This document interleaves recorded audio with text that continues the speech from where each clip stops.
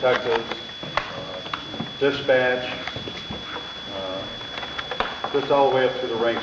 The only real position I ever held was the civil division. Most people don't know the sheriff's office is divided into 3 sections in our county. There's law enforcement, corrections, and civil. And most people don't know what civil is. The civil division are the ones that serve lawsuits on people and evict people from their homes and repossess their property. Not a nice job. All I ever worked for is the citizens of Broome County through that whole 40 years. They're the best job I think I can do. I was raised in the south side of Binghamton. My father was a businessman. He owned the Harder's gas station at the corner of Conklin and Tompkins for 33 years up until he died, which is now the Hess station. And I worked under him and learned how to run things. Military experience. I served in the United States Marine Corps Reserve, 48th Rifle Company, stationed here in Binghamton. Right after high school. I'm trying to think what else I should go in. Married. I have 2 children, 4 grandkids. In fact, we just took one to college 2 weeks ago. The other 3, 2 of them are 13, the other one's 11, and they all go to SB. I live in Conklin now, or like I said, I lived on the south side of Binghamton in the 6th Ward for 27 years until I got married. I guess that's all I'll say from the introduction. All right. Okay, do you want to take any questions? I'll just go back. Let me just cover a few things that Tim covered there. I guess I'll start out with everybody likes the sheriff's job, including me. That's why I ran 12 years ago. Okay? I wouldn't want to. It's a job that you never write. You're always wrong, and you don't find that out until you sit in that seat where the buck stops here, as they always say. You make the best decisions you can. Your advancements are not like the state police. They're not all appointed. I have to be careful. The sergeants, lieutenants are exam. Captains, investigators, and colonels and all that, they're all appointed positions of the state police. In my facility, it's all civil service exam. You pick from the top 3 people that took the exam. All my positions in my under me are civil service, except for my secretary and the undersheriff. They're the only 2 appointed positions. I do not do things politically at all. I have Democrats, I have Republicans, and I don't know what all parties they belong to. They never asked me. My own secretary is a Democrat. I've been criticized for hiring Democrats around Republicans. Okay? The last undersheriff that's running against me was a Democrat.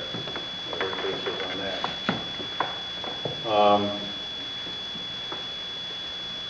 Overtime, we do the best we can. I'm under state mandates. No different than if he became sheriff, or O'Neill became sheriff, or you became sheriff.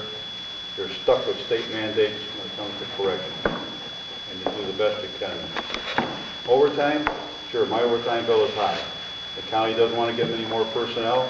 And if you looked at that study that came out under Voorhees, it said, it told the county, continue paying the overtime, which is a little bit over $1 million, not to hire additional people. Last year we saved $108,000 in overtime just in the jail side. When it comes to law enforcement overtime, I'm $60,000 in the hole when I first started out because we get grants to write tickets from the state.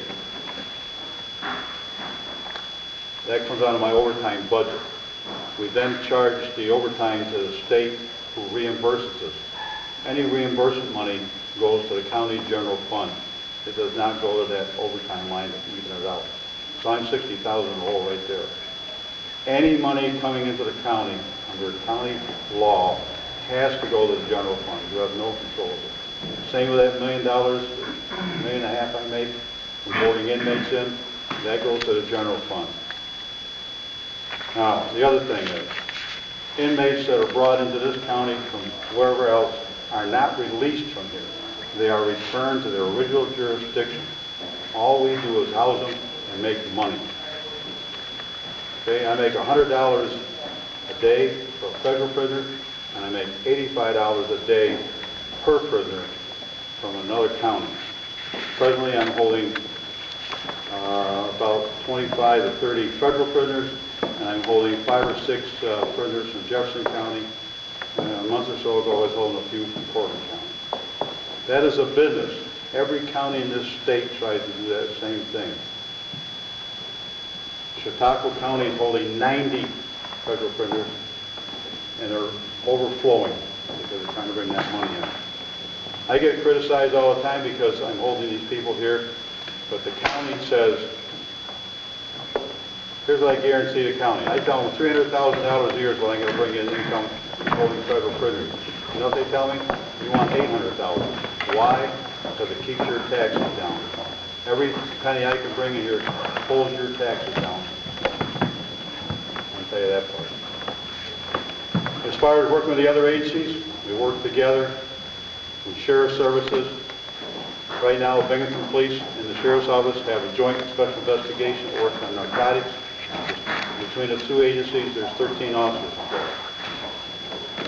involved. We share services when it comes to the SWAT team, Endicott, Police Department, and our agency share work together.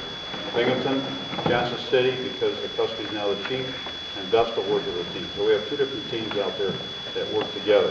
When one team gets tired, the other team comes and helps them out. I'm trying to cover some of the other things that you brought up. My job is to uphold the Constitution of the United States, the Constitution of the State of New York, and the laws of the County of Broome. That's my function. And I do it the best I can with the staff that I have. I don't have a very large staff.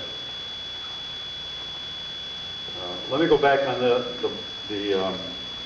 chairs. I'm always told never ring the chairs up. It's a bad thing to do, but it's out there.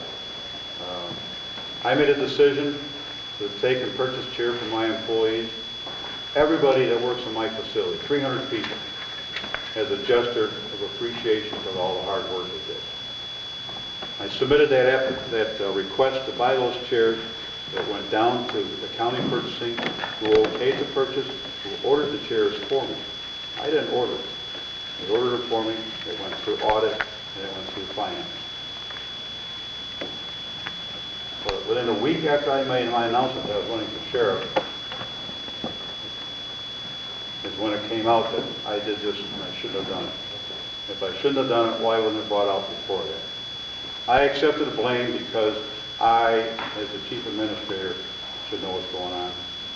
Did not realize that I paid the full debt back, $5,700 out of my pocket, to even it out. So anybody lost any money from the county taxpayer. That money came from drug dealers' money that we seized. So I wanted to cover that. Like I say, I've been doing the best thing I think I can. Can I improve? Sure. You can always improve.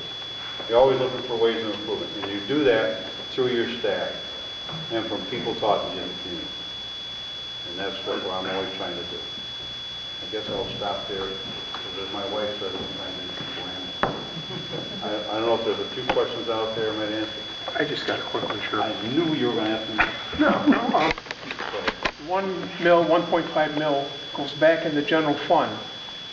Everybody can draw on that, correct? That's up to the county, what they do with it. I have no control. The county executive disperses that house she wants. But what I'm saying, you're still feeding them, clothing them. If the census gets up, you got to bring other people in, right? To cover. No. Well, I'm not going to say entirely no. Sometimes there's some overtime involved, yes, but not that much. We've been able to do most of the coverage without the overtime. Okay? Yeah, thanks. Yep. If you want to know the exact cost of what it costs me to house an inmate from another jurisdiction, it's $24.47. So deduct that from that $100, deduct that from $85, and that's where you get your cents that I make for the county. Okay? I have to pay the town of Binghamton $5 for every inmate that comes in our facility. That's a contract drawn up almost 20 years ago with the county. Nothing to do with me. That was before I was the sheriff. Every inmate that comes in there, I have to pay them $5. I have to pay the medical service $7.47 for the It costs $7.27 for me to feed that inmate. for 1 day. That's for 3 meals a day. And then the other test rate. I'm intrigued by the camping chair, because your name that was lost on the back. With 46 years of law enforcement experience, you're telling us you had no idea that was illegal what you were doing? Correct. My name's on chairs, on first aid kits, on pens, paper, letterhead, on all You kinds. didn't think it was inappropriate and handing out Christmas gifts, that money should have come, those gifts should have come from you rather than the drug seizure money? That should be going for training? Money goes to training from our funders. Not camping. Told you, well, it's an appreciation gift to the employees. It's an appreciation gift if it comes truly from your pocket, not comes from drug seizure money. That's what Christmas gift That's is. as far as I'm going on now. I have no idea. Thank you very much for the time.